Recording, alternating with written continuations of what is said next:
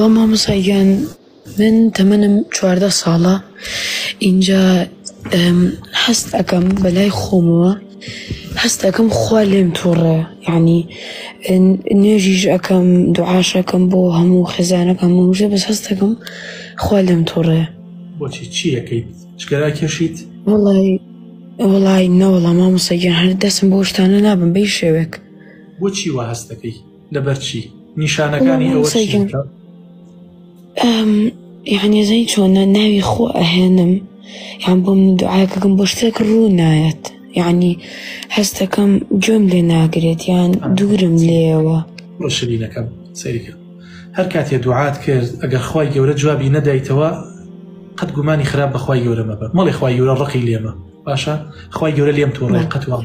قەت وا مەڵێ چونکە خوای گەورە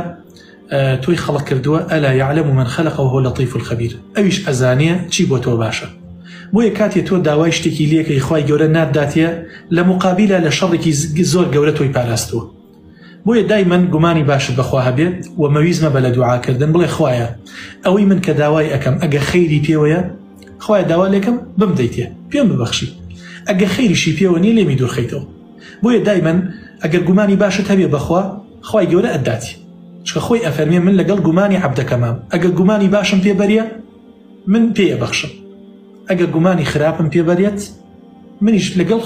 گومانە خراپەکەی خۆی ئایکەم بۆیە کاتێک دوعات کردووە خوای گەورە جوابی نەدایتەوە ڕۆڵە شیرینەکەم مانای ئەوە نیە خوای گەورە ڕقی لێت بێت منیش چەندەها جار دوعام کردووە بۆ شتێک خوای گەورە پێی نەبەخشی و باشە پێی نەبەخشی و بەڵام دوایی سەیرم کردووە خوای پەروەردگار بە شێوازێکی تر بۆی تعویز کردوومەتەوە بۆی قەرەبوو کردوومەتەوە کە خەیرەکە لە ئەمەیە اینجا حکمەتی ئەوەم زانی و بۆ خوای گەورە چەندێکە جوابی دوعاکەم ناداتەوە بەڵام لێرە یا سەیرەکەم خوای پەروەردگار بە فریام هات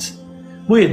دایمەن ئەو گومانە باشە بە خوای گەورە برن و مەویز مەبن لە خوای پەروەردگار لا تەقنەتوا من ڕەحمەتی الله مەویز مەبن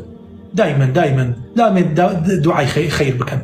دایمەن داوای لەش ساغی لێ بکە داوای هیدایەتی لێ بکە داوای لێکە خوای پەروەردگار یارمەتیتدا لە خوێندنا سەرکەوتوت کە فێری قورئانت کە فێریت کات یعنی دەسێ بگرێ بۆی هەڵە نەکەیت دایمەن هەرچی دوعایەکی خەیرە بیکە ئینشاءالله خوای گەورە چی باش بێ ئەوەت بۆ کات.